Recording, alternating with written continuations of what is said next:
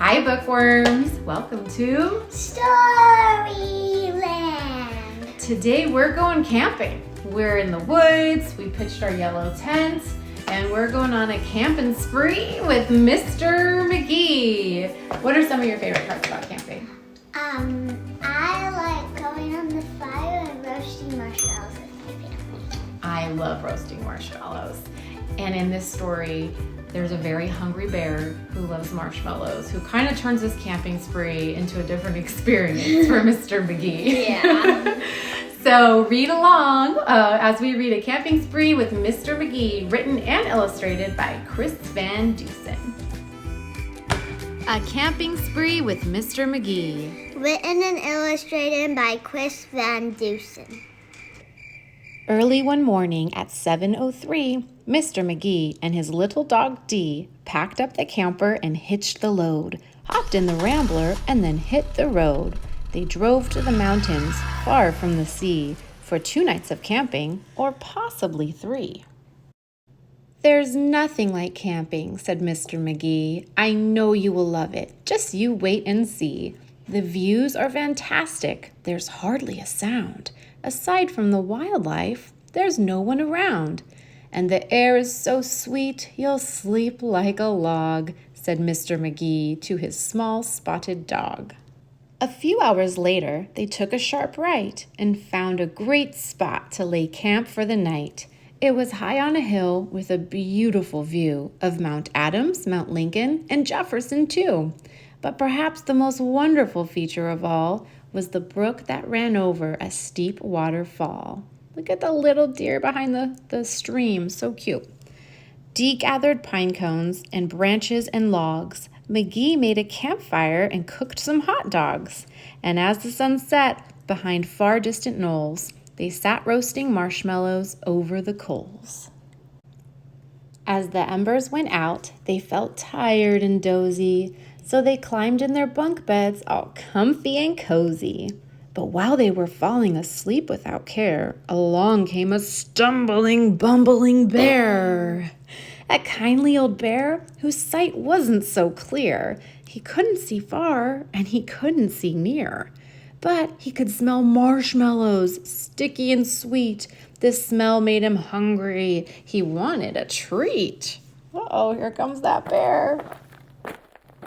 He sniffed out the place where the marshmallows lay, but the car and the camper were in the bear's way. Yet that didn't stop the sneaky old snitch. He simply tried squeezing right under the hitch. And as he was shimmying into the gap, he pushed up the hitch, which let go with a snap. Now that the camper and car were untied, they started to roll down the rocky hillside. The car bounced away on the old logging road, while the camper was heading to where the stream flowed. It flew down the hill in a wild, bumpy ride, with Dee and Magee still sleeping soundly inside. How could they sleep through that? I could sleep through that. You could sleep through that? Look at the little raccoon. He's like, "I'm getting out of here." They were snoring and snoozing, enjoying a dream, when Splash! went the camper right into the stream. Look at our little raccoon friends holding on to that stick. He's like, "I will not fall in the water. I will not fall in the water."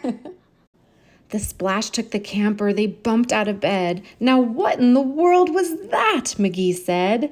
And when he looked out and saw where they were, his hair stood on end, and so did Dee's fur. They were caught in the rapids, but that wasn't all. They were headed smack dab for the big waterfall.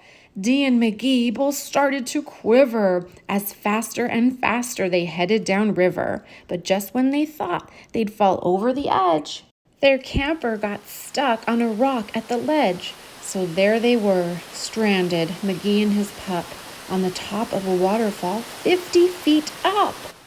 Meanwhile, that nearsighted bear from before was searching for one little marshmallow more, when lo and behold, as if out of a dream, he spied something sweet floating over the stream. But what the bear thought was a marshmallow treat was really the hitch and not something to eat.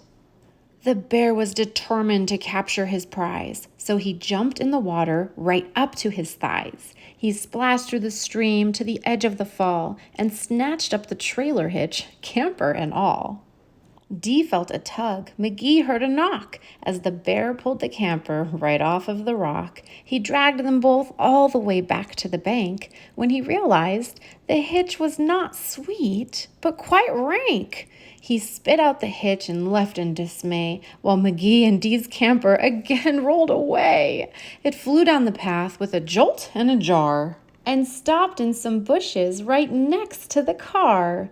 Dee popped her head out. Magee looked out too. Had they really stopped rolling? Could it be true? At last things were quiet and peaceful and still. They hooked up the hitch and drove off down the hill. And on the way home, Magee said to Dee, "That trip wasn't quite like I thought it would be." So when they got home, with the sky turning red, they decided to camp in the backyard instead. Look at that. They still got their s'mores. Do you think there's going to be any bears showing up in their backyard? Nope, not today. Well, that camping spree sure didn't go as planned. Yeah. I love, though, how the bear kind of messed it all up in the beginning, but then he saved the day at the end, too. Because he wanted that marshmallow so bad. Right? That's a first. That's a first. But thanks for listening and watching along with us for a camping spree with Mr. Magee. I also love his retro illustrations, Mr. Chris Van Dusen. Thanks, bookworms.